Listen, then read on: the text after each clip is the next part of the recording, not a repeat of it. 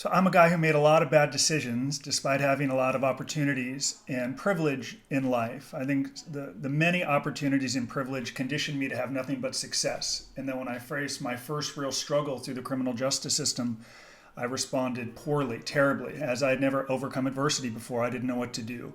So by way of background, my name is Justin Paperny. I grew up in Encino, California, a Jewish enclave about 20 minutes outside of Los Angeles. As a young person, I loved baseball, carrying me through the University of Southern California, where I was on the baseball team. After graduating, I built my career as a stockbroker at Merrill Lynch, Bear Stearns, and then UBS. Several years into my career, I learned that a client who ran a hedge fund was lying to his investors. Rather than address the line and fire the client and turn him in, I essentially turned the other way for commissions. After an investigation began, I rationalized that it wasn't my fault, that responsibility fell elsewhere. I rationalized it was an aggressive corporate culture that encouraged the taking of shortcuts, consequences be damned. I retained lawyers once I was under investigation, lied to them, flushed money down the toilet. When interviewed by the government, lied to them. Why? I was in denial. I was ashamed. I didn't want them to view me as someone who helped create victims. I wanted them to see me as a USC athlete, a good son, as an executive. And as a result of spinning lies for 3.5 years, the hardest part of the process is before you go to prison. As a result of spinning lies for 3.5 years, trying to cover up my terrible conduct as a stockbroker, I was ultimately sentenced to federal prison for 18 months. While in prison, I began to better understand the motivations behind my choices, the decisions themselves, began to understand how I had opportunities that I had wasted, and wanted to rebuild. I wanted to help people and help myself and work to create a new record. So alongside in prison, my now business partner, Michael Santos, we began to document the journey through a blog and then a book we call Lessons from Prison that helps defendants better prepare for sentencing, how to hold lawyers accountable, how to change the narrative, how to overcome the massive fallout, essentially how to manage risk. Some people say to me, you're a prison consultant. Sometimes I'll say, I feel like I'm in the insurance business. I teach people how to manage risk. And if prison is part of the sanction, we ensure the experience is productive and fulfilling. So when the prisoner comes home, they're ready. And the experience does not define the rest of their life, as unfortunately it does for so many. Justin Paperny, you did that in one breath. That is strictly, I have no doubt in saying that's the longest introduction, but I feel that, do I even need to do the podcast now? Because you've covered everything and covered everything very eloquently. So Justin, to no one's surprise, is the man. Every word of it is what I can say measured, but it has meaning behind it. He just doesn't use filler words or filler sentences. So first of all, I'd like to start by welcoming you, Justin. Thank you for being on the Better Than Peter podcast. Your profile, among others, and I've had people from all different walks of life, CEOs, Fortune 500 athletes, but your title is a title which I never came across before, a prison consultant. And that itself was intriguing. But then when I went into your story, which again, you mentioned a little bit at the top of the show, where you worked for Merrill Lynch, where you worked for Bear Stearns, and you kind of looked the other way, which made you an accomplice. But if you don't mind, just take us through a little bit of a situation where you knew things were not right, but was it your commissions which kept you looking the other way? Was it, what clicked in you, or what didn't click in you rather, where you said, okay, I'm just gonna not raise, I'm not gonna raise an alarm right now? So something that I address in our corporate lectures or business schools through our compliance training, I knew it was going to go bad, ironically, the day I took our client's money. I had worked with him previously in the brokerage industry. I had heard him say some things that were unethical, that were outright lies. And those lies didn't dissuade me from accepting his portfolio and then beginning to execute trades as his broker. And the reason I took his account, despite knowing some of the lies that he would say, is I felt a great deal of pressure as a young executive to prove worthy of $1 million bonus that I had received. I felt pressure to continue to have my name at the top of the list. I rationalized that if I didn't produce I was going to get fired, and I saw some brokers getting promoted despite poor conduct, and those who did it the right way didn't produce got let go. And then, of course, the opportunity to get my numbers up was by working with this hedge fund manager. So, to your question, I knew it would go bad the day I took his money. I didn't know how bad. I was raised in a very nice part of town, so to speak. I didn't know anyone that had gone to prison. So when I thought bad, I thought maybe civil lawsuits, issues perhaps, but never criminal justice system, federal prison. I could have imagined contracting the rarest disease before I ever thought I'd become immersed in the system. So that's when it went bad, when I took his money. And then it was confirmed about 18 months later when I began to attend meetings and I heard him lying to potential investors. And rather than address the discrepancy, like, do not invest with him, he's not up 25%, he's down 50%, I turned the other way, essentially, so the commissions would continue. Then I schemed with my colleagues at UBS to try to protect ourselves from any fallout while allowing the six-figure commissions to continue. And of course, it all came crashing down in December 2005. I think, is there a part of you which still has guilt to this day, or you feel that you've served your time and it's somewhat in the past for you and you've rehabilitated yourself as an individual? But do you think in certain instances where individuals would either never recoup the losses or had their lives completely shattered because of this, is there some guilt till this day? So I would be lying if I didn't articulate that before sentencing I didn't feel guilt. I said what I had to try to get the shortest sentence. I said I was sorry, I was remorseful, played a role in paying all of the victims back. They've all been paid back. Doesn't remove the pain they may continue to go through as a result of it. I didn't feel any guilt or shame until I went to prison, until the severity of it hit me. I joke, when my wife told me we were going to have a baby, I was like, that's great, let's order dinner. And then 3 days later, I'm like, wow, I'm going to be a father. It just sort of hits me a little bit later in life, as weird as that may be. So I didn't really get it until I was in prison, standing for count, separated from my family. The weight of it hit me. And then through introspection, my partner, Michael Santos, learning from dead philosophers, and better understanding how I had fallen so far, I began to fully understand what remorse looks like. But beyond talking about it, beyond cliches, I'm sorry, I'll never do it again, I had to create a path that would demonstrate what remorse looked like, how I would make amends to the victims, to my family, whom I devastated and ashamed, and hope to prove worthy of the love and support, but not through words, by actions. And of course, some people will always castigate me as a felon, as a crook. The beautiful thing is, felons, if you're watching, we don't need everyone to come into our corner. You mentioned Brad Fulmer, my best friend, the professional athlete, stood by me, supported me. You need a few of those to build and grow and to prove worthy of it. So some days I felt the guilt more than other days. It is hard to be authentic as a convicted felon, to not think at times how your own life is imploding. The financial fallout, the reputational fallout, the loss of freedom. It's hard not to become obsessed with that. But once you begin to focus and recognize the guilt is real, and it's something I'll feel for the rest of my life, whether some people believe that or not. I think one of the things which everybody recognizes right away is blue collar crime, or white collar crime by itself. It's not like you're stabbing somebody or you're not robbing, and I think even in the news it seems so much more sensational if you have somebody who's on a the cops are chasing him, whereas the crime that you commit, of course, it is in its own way severely damaging. But did you also feel that way, that because you mentioned that you didn't think at that time you would be charged the way you were charged, that you were put behind bars? You thought maybe you'd get a rap on the knuckles, or perhaps your license would be withdrawn, or something to the fact. When did it hit you that you could actually go to prison? And when did that realization dawn on you? Was it at the time of sentencing? Did it happen a few months before? It really didn't happen until I was sentenced, and as articulated in Lessons from Prison, which anybody can get for free, by the way. Do not buy it. It's available for free at whitecollaradvice.com.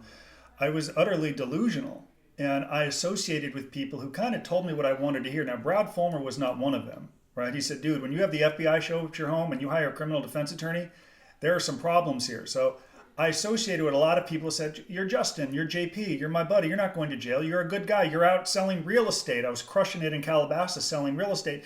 If you were a real criminal, you'd be in jail. So I bought into that. And because of that, I didn't prepare properly. So even the day of my sentencing, my co-defendant went before me. He got 60 months in prison.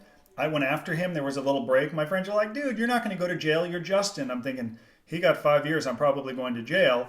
And of course, I got sentenced to 18 months. So even the day of my sentencing, I was somewhat delusional. And something to note, I'm friends with Paul Bertrand, the FBI agent that arrested me. He's invited me to the academy to speak. And when he introduced me at the FBI academy, he said, had Justin told us the truth when we interviewed him, we wouldn't have pursued prosecution. So that speaks to post-offense conduct, the cover-up, the embarrassment and shame of not making matters worse. So that denial and shame and my unwillingness to accept responsibility exacerbated my struggle. So I didn't really get it till I was sentenced, and then the reality hit me when I surrendered to prison.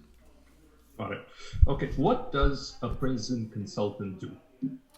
So I think people fancy a prison consultant as someone who tells you how to get the best job and what the best toilets to use and how to stand for count in prison. And those things are relevant, I suppose. You want to learn how to get the best job. You want to learn basic ups and downs, pros and cons of how to adjust in prison, of course. In my experience, a prison consultant helps a prisoner, primarily in the white-collar advice world. And our clients in the white-collar advice world are going to serve usually sentences of 5 years or less. So with early release, good time, a halfway house, the sanction can be much lower. Our team had a client, Craig Carton, a talk show host in New York, who got a 42-month sentence. He was home in a year. So we encourage them to think about what they want life to be like on the other side, to adjust in prison in a way where they could defend it to family, to people whom they admire, to create a routine that ensures they avoid the inevitable boredom. Because the highest value in these minimum security camps is not violence, it's boredom. And building that network, not through I'm sorry, I'll never do it again, but by creating a new record.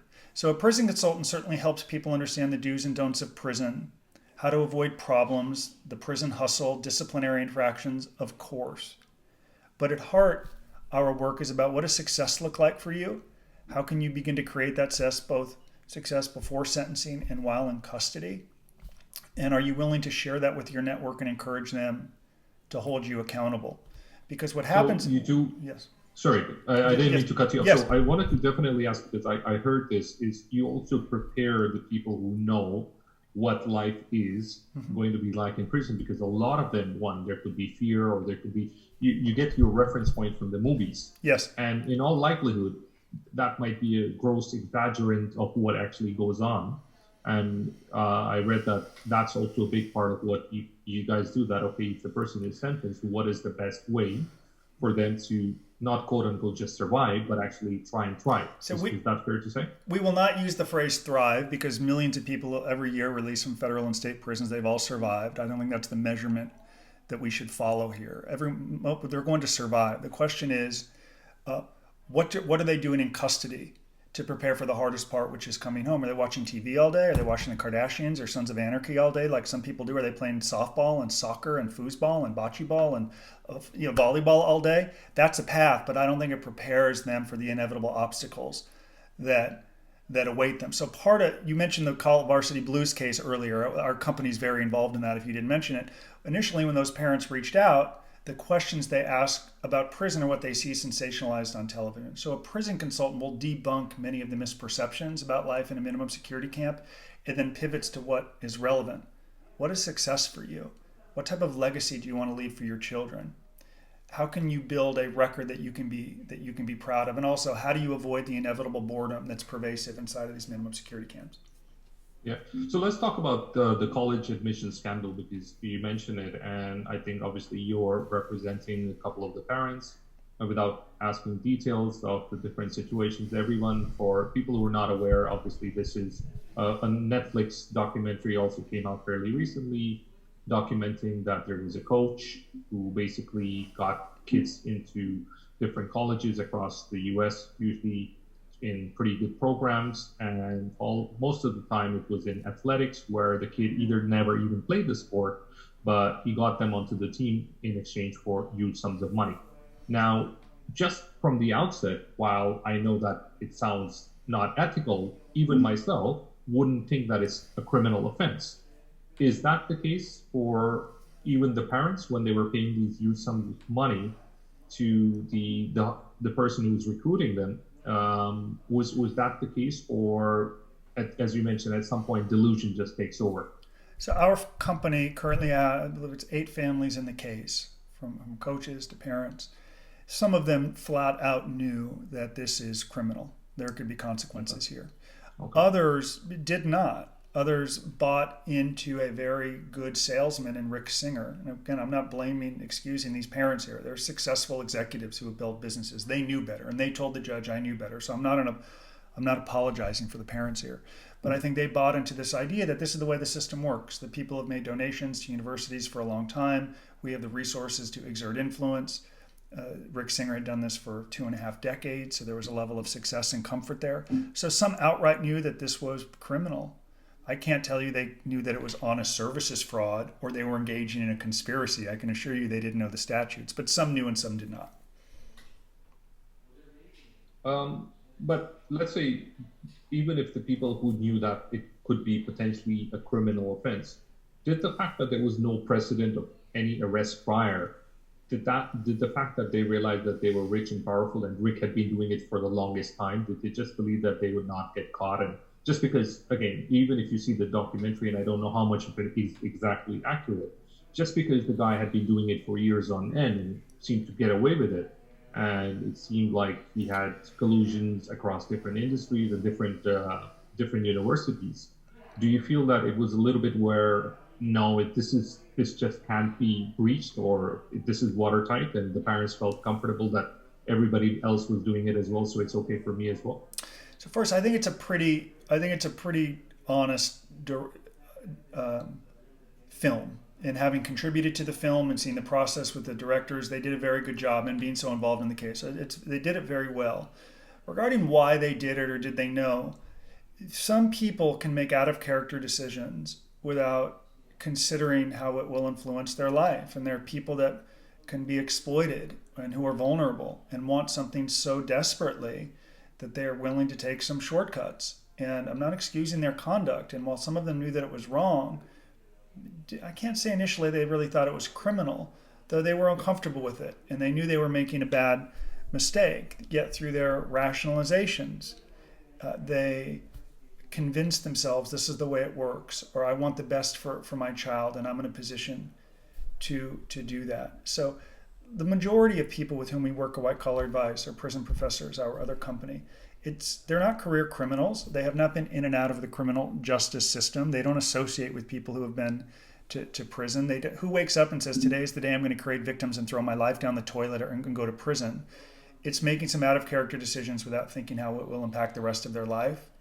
Oftentimes in a desire to help someone. So let me put this in another way. This is no different than somebody being a model citizen and then having, let's say, 6 glasses of wine, getting behind the wheel and potentially killing somebody or injuring somebody, saying that, listen, I'm a great person, but guess what? I effed up, for lack of a better word.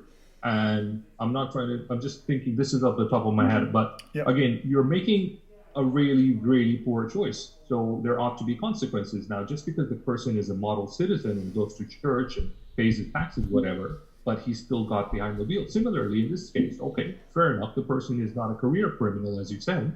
But again, this is not a small offense. It's not like exactly you nicked a candy of somebody's store. You really, again, was it criminal? That's the point is. But what if you're trying to tell me that, okay, the person, they made a mistake and they don't, this is out of character for them. Yeah, but it's not a small mistake. But you're also discussing sentencing factors. So judges at a sentencing hearing, I know because I've been to so many, will say, well, this is a crime of opportunity or impulse versus this is something that's existed over a sustained period of time. Someone who unfortunately drives drunk hopefully doesn't hurt anyone, but if they get a DUI, they're going to be treated differently that first time versus the 5th time. That's where the sentencing guidelines and this and that. So I'm not excusing that they made bad choices. The question is, do I think they'll do it again? No, I don't think so. Just like I hope the majority of people who unfortunately get a DUI and go through training or counseling, hopefully not prison, never do it again. So that's certainly something judges consider, as they should, the intent and longevity of the conduct and crime. Okay. And that's why Singer should get a longer prison term. Besides the cooperation, Rick Singer should get the longest prison term because he was the organizer and he did it for 2.5 years versus Felicity Huffman, who did it once. There should be a disparity at sentencing because of that. Again, if you say that the documentary was fairly accurate, he seemed so calm, especially when he was wearing the wire. I mean, I was just looking at it. He seemed like a pro. And normally, I would assume anybody who wears a wire would be the voice would be a bit quivering. He seemed just unflappable, and I just felt that he just believed that he by cooperating with the feds he'd get a lesser sentence, or he just seemed like a very cool person, and it just didn't bother as much as somebody else wearing a wire. What do you think? What do you make of Rickson? Well, I mentioned in the documentary that he was as zealous in his cooperation as he was as helping these parents get their kids into school. He was committed. He was all in. He understood what success was for him. Success for him is getting the shortest sentence. And the way that he was going to do that was by entrapping these parents by lying. Right? The government encouraged him to lie by claiming that his foundation was under audit. Of course, it never was. It also speaks to the antics of the government, what they can say and do, encourage cooperators to lie versus what a defendant can do. Because if a defendant lies, that's obstruction of justice or perjury. They enhance the guidelines. So it speaks a little bit to ethics and fairness. What does justice actually mean? With respect to Rick Singer, I think that he somewhat talented, had, I think, an initial desire to help people and these children get into the best schools. He saw an opportunity to enrich himself, perhaps to live a lifestyle he would not have earned or obtained without engaging in this deceit, leveraged off people, coaches, Rudy Meredith and others, sold the opportunity to them. Hey, you got a great job at Yale or Harvard or wherever. You're making 200. How'd you like to make 500? Wow, that's interesting. How? So I think he was a good salesman. I think he managed processes well, and he wanted to live a lifestyle above the means he would have had he not cheated. And after you do it for long enough, the cliched slippery slope, you do it long enough, you get away with it long enough, then you're associating and running in circles on private jets and planes. You become addicted to the lifestyle.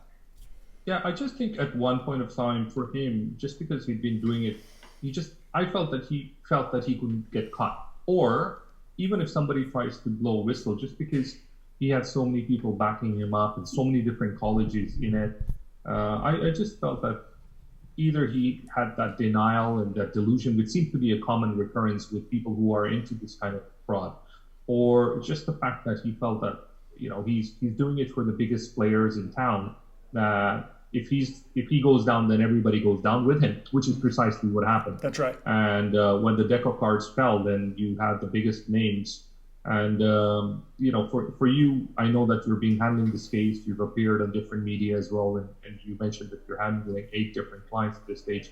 For you, and again, one of the interesting things for me about yourself, Justin, was just because you've been very open with yourself about what kind of a person you were, from your background to your messing up. But even with all what you've said, there would be some people who still say that, listen, you're a bit of a fraud or a bit of a phony. You're saying this now, having committed a wire and securities fraud yourself. Okay, you were sentenced, fair enough. But are you isn't it a little bit ironic that now you're helping people get lesser sentences, having been a felon yourself? This is from the con side of things, looking at the comments from viewers. This is not a personal commentary. This is from the people who are doubting. I have my own take on it, and that's another reason why I felt that you're a fantastic guest on the show. I feel personally that I see the value in what you're doing, but I hear the other side of it, which is a little bit polarizing for a lot of people. So I articulated in Ethics in Motion, my second book, the irony in a convicted felon speaking and getting paid to talk about ethics. So I understand that for some people, they'll never overcome it. When I began as a corporate speaker, I saw this internal email that came to me one time that said, even though my events were rated the highest, they should try to pay me less because I'm a convicted felon, and he's a felon, he'll take anything.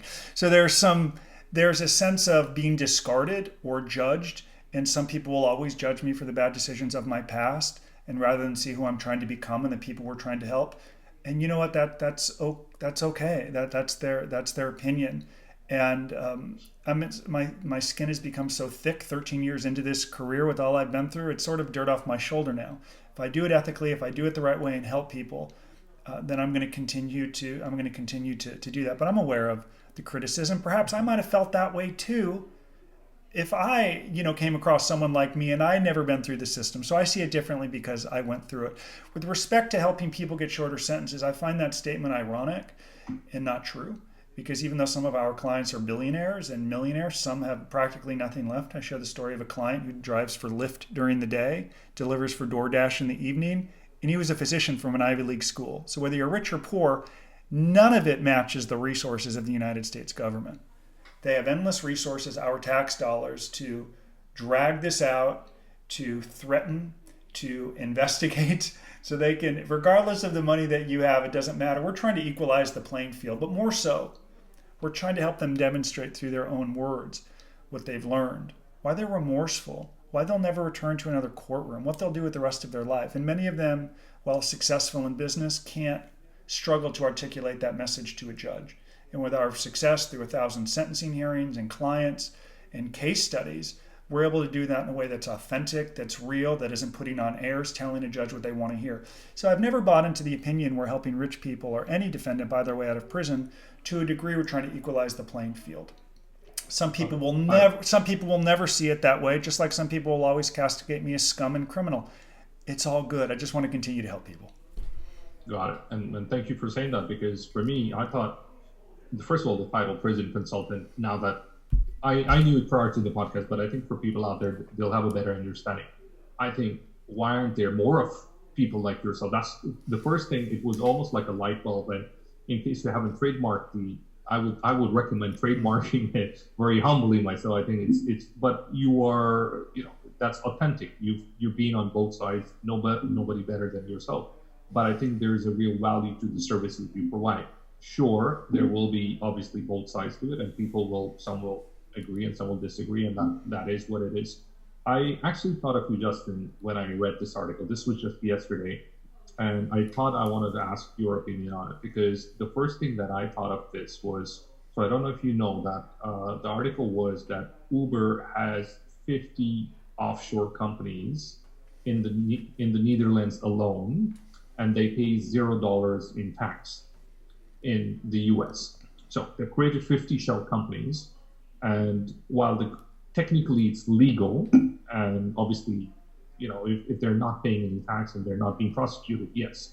But there's also a case where, don't you think there's a fine line between being ethical and being, what is the right word now? But what is your take on shell company? And if a corporation like Uber is doing it and getting away with paying zero tax, what is kind of like the precedent it sends for a lot of other people that, if you're smart enough, you can game the system, because that's what it looks like Uber is doing. So I think regardless of what some companies may say through media or public relations or commercials you may see in between PGA Tour events about companies and corporate culture and putting everyone first, usually it's profits first, sometimes consequences be damned. People oftentimes are stunned to hear that some of the most revered and respected companies in the world are currently being sued by the Federal Trade Commission, Google, Facebook, these Apple.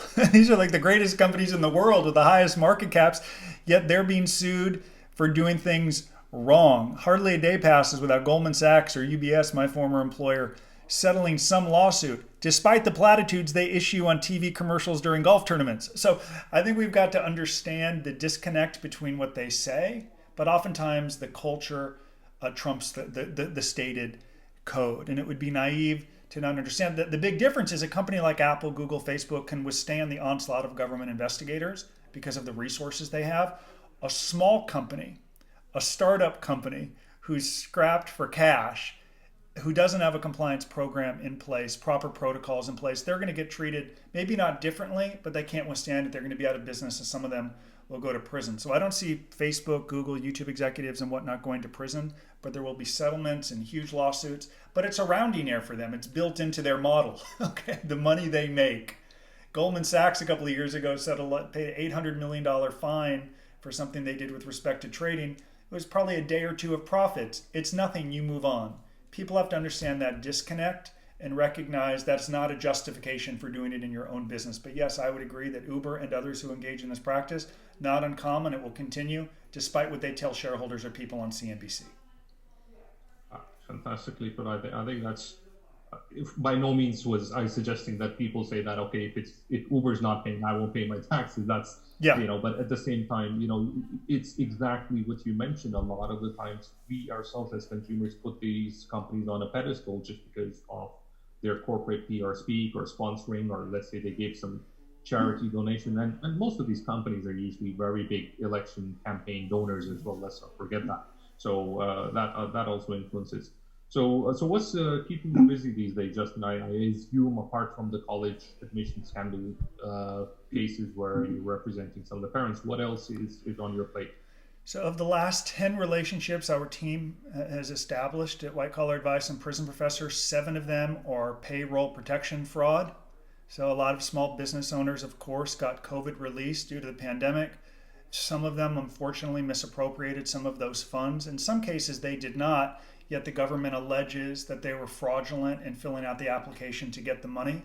So, when I came home from prison 8, 9, and 10, it was Ponzi schemes and mortgage fraud due to the meltdown. Now it is PPP fraud and hundreds of indictments, more cases coming. And again, that comes back to an opportunity. Had this loan opportunity not been presented to them, they never would have become immersed in the criminal justice system, yet they rationalized. And some of them, it does come down to politics. So I have a client in California who I will admit leans right. He says, the government is putting me out of business, shut down my business, this is unfair. All things that you would imagine some on the right to say in a democratic state. Rationalize, I had to say this on the application to get the loan to keep my business open. That's the justification.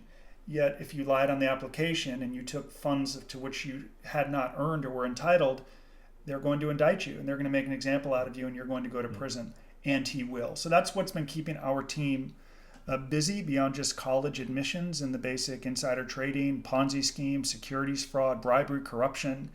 It's been a lot of PPP fraud, and it's going to continue. And you have a couple of books out as well. Where can somebody get them, or where can somebody buy them? Our book, two books I give away on White Collar Advice. So, Lessons from Prison, it's free. It's only your time, and Ethics in Motion.